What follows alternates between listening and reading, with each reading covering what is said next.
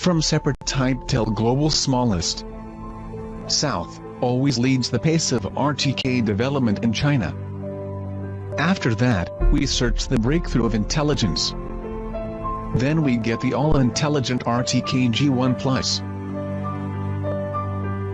Linux system is on board.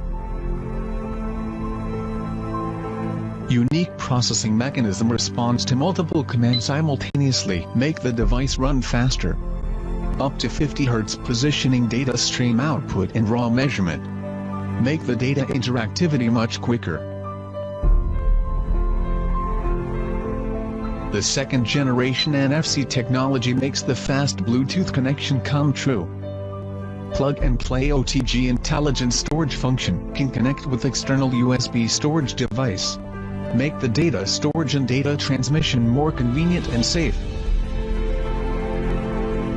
Galaxy G1PLUS adopts dual battery system for power supply. That is able to last longer time for common field work. In addition, the hot swap function can ensure the device will not be powered off during battery replacement. We also provide a power solution for option with a new design and screw socket, for connecting with external smart power pole to provide power, which can ensure enough energy for longer time field work.